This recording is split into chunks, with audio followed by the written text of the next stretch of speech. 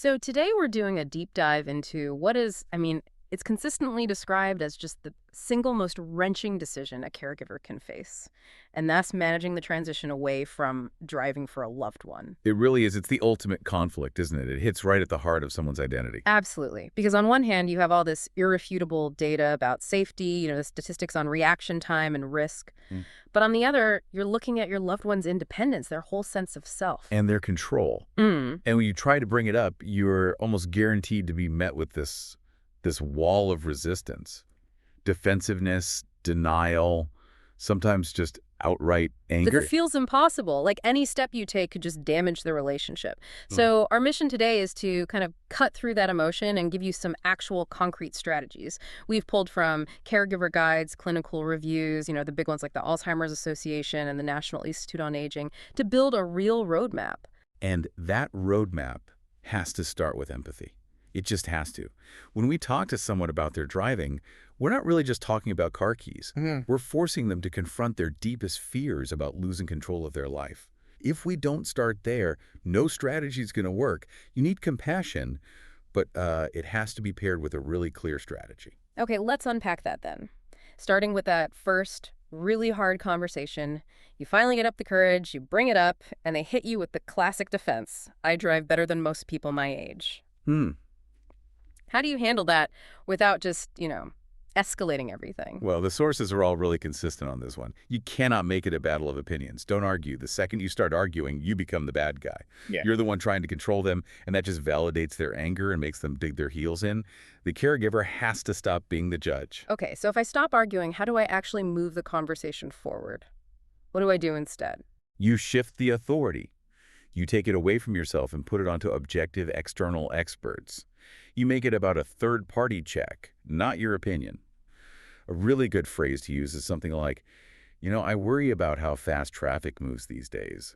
Let's check with the doctor to be sure. I only want you driving if the experts say it's truly safe. Oh, that's good. That reframes it as a mutual safety check, not me pointing a finger. But what if they see the doctor and the doctor just does a routine checkup, says blood pressure's fine, looks good, then they come back and say, see, I told you I was fine. That is such a critical point. A general health check is not enough. The sources are very clear on this. A safety check has to be specific to driving. Yeah.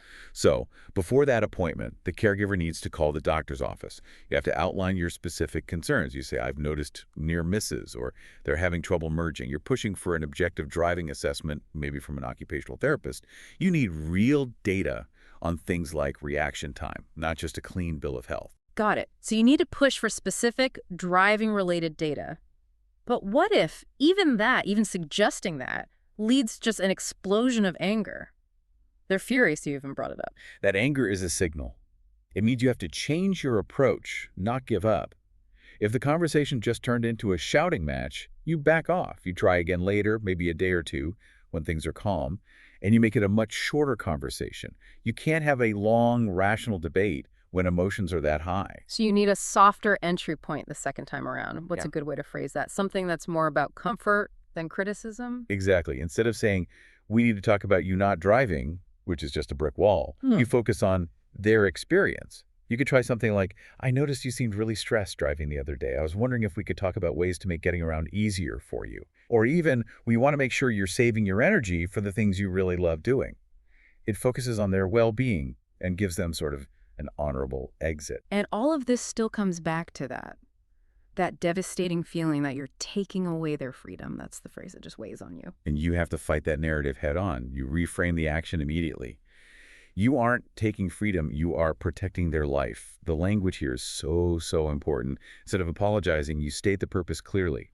I'm doing this because I love you, and I am protecting your ability to keep doing all the things you love, seeing the grandkids, your hobbies, just in a safer way. You're preserving their independence from a tragedy. It's the only way to manage that sense of loss. Okay, so this is where it gets really interesting. Because I think most caregivers, trying to deal with all that emotion, they try to compromise. They think, all right, maybe just short trips. Just to the grocery store a mile away, a place they know. That feels reasonable. It feels completely reasonable. But this is probably the single most dangerous and counterintuitive fact from all the source material. The guides are explicit. Do not allow short drives close to home.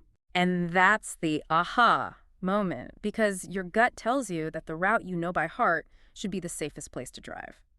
Why is the data so opposite to our intuition? The clinical data is it's stark. Researchers find that a huge percentage of serious accidents involving older drivers, some studies say over 60%, happen within 5 miles of their home. Wow, within 5 miles. Yeah. The reason is all about cognition. On a familiar route, we all use automatic processing, muscle memory. We aren't as vigilant. So when cognitive function is declining, that driver is basically on autopilot.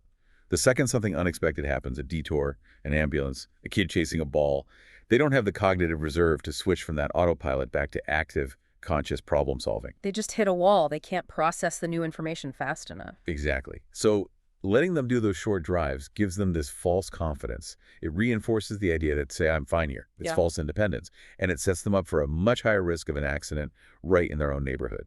That just completely shuts down the most common compromise. Okay. Now, for people in the very early stages, the sources do talk about something called a fading plan, a gradual reduction. Yes, the fading plan. It's kind of like a systematic desensitization. Hmm.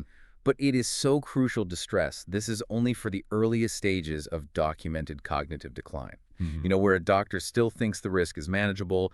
If there have been any recent accidents or there's significant impairment, you skip the fade entirely and go straight to a full stop. And for those who do qualify, what does that plan actually look like? What are the steps? It's a progressive restriction based on complexity and risk. Step 1 is almost always no night driving. Low light creates confusion. It demands faster reactions. Step 2, no high-speed environments. So no highways, no complex interchanges. Hmm. Step 3, and this is a big one, no solo trips. A family member has to be in the car every single time. And how do you know when to move from, say, step 1 to step 2? Is there some kind of metric? The metric is you, your observation. You're watching for small signs. Are they taking too long at a green light? Forgetting to signal? Are they getting weirdly angry or anxious in traffic? And if they can't accept the restriction, if they sneak out to drive at night anyway, you have to accelerate the plan immediately to a full stop. The final step is always the full cessation. The car is gone. Okay, let's talk about the high conflict stuff. Let's say the transition is happening, but they're fighting back hard. I'm talking about the really frustrating problem of them hiding the keys or demanding them back constantly. Hiding the keys is, it's the clearest physical sign of that emotional pain. It's their last stand against losing that autonomy. And caregivers often react by arguing, but the sources say to focus everything on prevention, not confrontation. So if arguing is out, what does prevention actually look like? What are the concrete steps? First, you have to reduce access. I mean, dramatically. Secure every single set of keys, the spares, the one hidden in the garage, and put them somewhere safe. Second, and this is so important, you need to disable the vehicle. You can pull a specific fuse or disconnect the battery. It's less obvious than just taking the car away, which can be a constant, painful reminder. And third, you have to get ahead of the need. Proactively offer rides before they even ask, hey, I'm going to the store on Tuesday, what do you need? You fill the gap the car left behind. By providing the alternative before the need is even there, you stop the fight before it starts. This leads us into something that feels ethically murky. The idea of therapeutic fibbing. Can you actually lie? Can you say, the car's in the shop? The sources do address this. It's often called compassionate deception. And the consensus is, yes, you can use it. But, and this is a huge but, it's reserved for situations where rational conversation has completely broken down and that person is putting themselves or others in immediate danger. What's the ethical justification for that? I mean, it feels like you're disrespecting them by not telling the truth. The justification is harm reduction, pure and simple.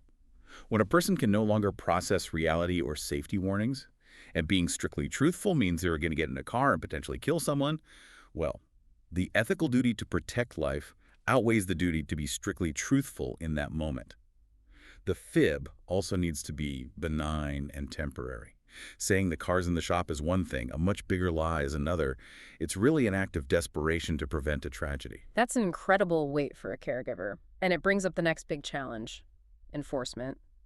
It's rarely just one caregiver. What if siblings or other family members don't agree? Oh, that's maybe the #1 cause of caregiver burnout. Disagreement on the team. You can't enforce anything if you don't have a united front. If one sibling is still letting them drive, it just reinforces the resistance.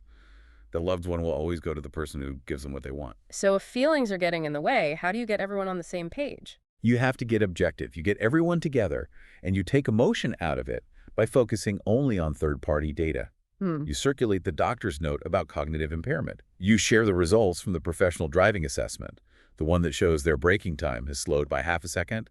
You document every incident, even small ones. So you're not saying, I think Dad is getting worse. You're saying the assessment shows his reaction time is below the safety threshold. Exactly. Data cuts right through the arguments about who's being too strict. Yeah. Once you have that objective consensus, then the family has to agree on the non-negotiables. Who holds the keys? Who handles rides? And even with all that, even when the car is disabled, there's always a risk. So we need external safeguards. Absolutely. Your community becomes the final line of defense. The sources strongly recommend this. You inform trusted neighbors. You ask them to call you immediately if they see your loved one try to get in the car. Some people would really struggle with that, it feels like tattling. You have to frame it clearly. This is not tattling. This is community safety. You are giving your neighbors the information they need to be responsible. If they see someone they care about to cause an accident, they are now part of the care team. In really high-risk situations, you might even need to give a heads up to the local non-emergency police line. Which brings us all back together. We've talked about shifting authority to doctors, using that objective data, especially that incredible 5-mile rule, and understanding that the resistance really is about fear. And if you zoom out, the central truth from all the sources is this. You are not just taking the keys. You are actively preventing a tragedy, one that could affect not just your family, but strangers in your community. This is caregiving at its absolute hardest, and also its most heroic. It's done with compassion, with strategy, and with respect. It takes so much personal strength to hold that line for safety, especially when your gut just wants to give in to keep the peace. And that really raises the final thought for you to take away from this deep dive. How do you balance it all? The necessity of using that cold, hard, objective data from doctors from assessments with the deep emotional need to maintain your loved one's dignity and autonomy. Enforcing safety can feel like you're being an adversary. But when love and respect have to coexist with the facts of a decline, using that external data to make the decision for them, well, maybe that becomes the ultimate necessary act of protection.